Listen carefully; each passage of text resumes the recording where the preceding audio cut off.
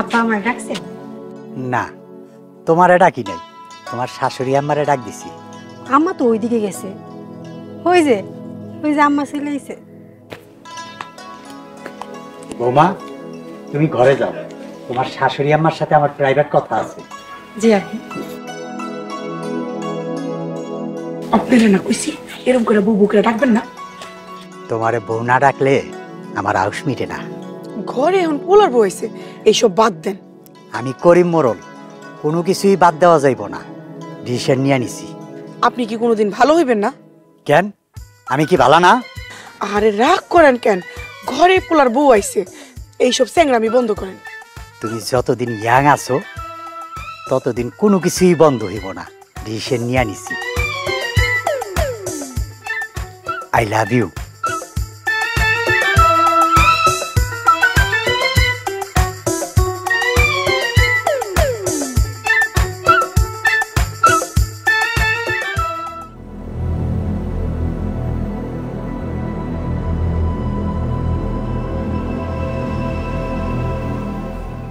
কালকে মডেলের পোলার আইছিল আমার বাড়ি।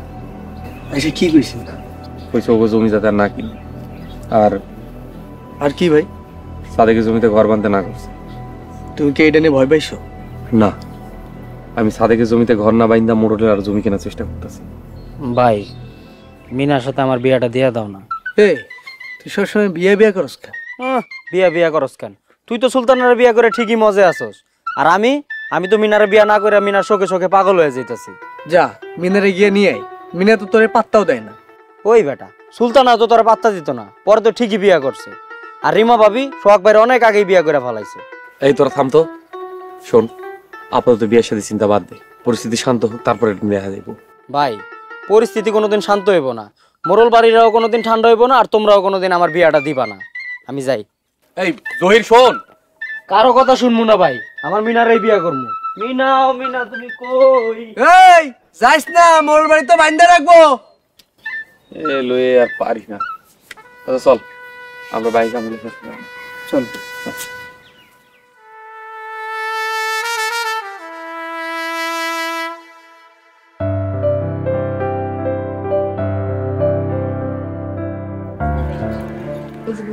কি যে আমার ভয় লাগে ভাবি, আপনি কথা বল। আচ্ছা ঠিক আছে, এই শোনো, আমাকে সামগো লাগে কাজ করতে তোমারে।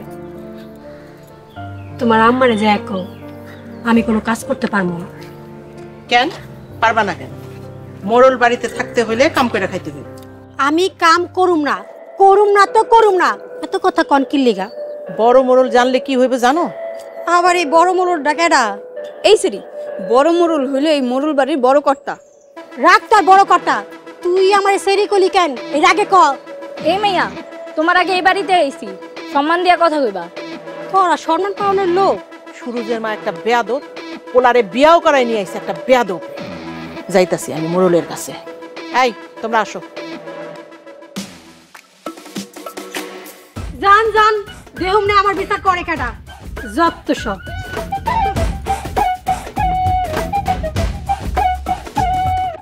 সবাই বিয়া করে ফলাইতেছে, শুধুমাত্র আমি ছাড়া। আজকে যাই মিনারে তুইলা লয়া পড়মু। কিরে জহির, এমন দাবরা কই দিতাছ? ওই বেটা, আমি কই যাইতাছি তগরে কইতে হইব? আমাকে কবি না? ঠিক আছে, তোর কওয়া লাগবো না, চল। চল মানে তগলকে কই যামু?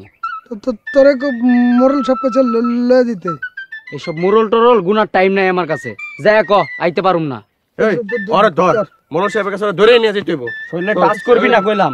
এই দইরে লাগে রাখ মরতেছস কেন তোরা? কিছে কাকা দেখেন না, ওরা আমারে তুইলা লয়ে মোরল বাড়িতে যাইতাছে। দইরে সার কইতাছি, দইরে এই দইরে সার কইতাছি। কাকা আইতে কোন?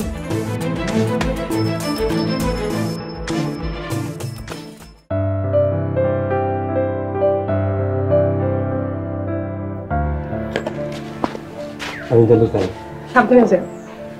একটা কথা, তোমার ভাইরা তো হুমকি দিতেছে, সাদেকের জমিতে কি ঘর বানানো ঠিক হইবে? তুমি কি আমার ভাই করে ভয় পাইতেছো?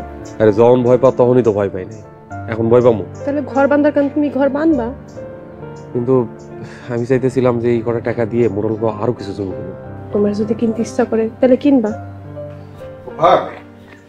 বৌমা এখানে ওদিকে তো সর্বনাশ হয়ে গেছে। কি হয়েছে? ওই যে আমাকে জহির আছে না, জহিরে দেখলাম মোরল বাড়ির লোকজন ধরে লয়ে যাইতেছে। মোরল বাড়ির লোকজন জহির বাড়ি ধরে নিয়ে যেতেছে কেন? জহির মনে মিনার লগে দেখা করতে গিয়ে ধরা গেছে। তাই বলে এমন করে ধরে নিয়ে যাবো? তুমি চলো তো। চলো আজ দেখি মোরল কলিজা কত বড় হয়েছে। সাবধানে যাই বাবা। দেশ জুড়ে যে কোনো নম্বরে সর্বনিম্ন ক্যাশ আউট চার্জ শুধু নগদে।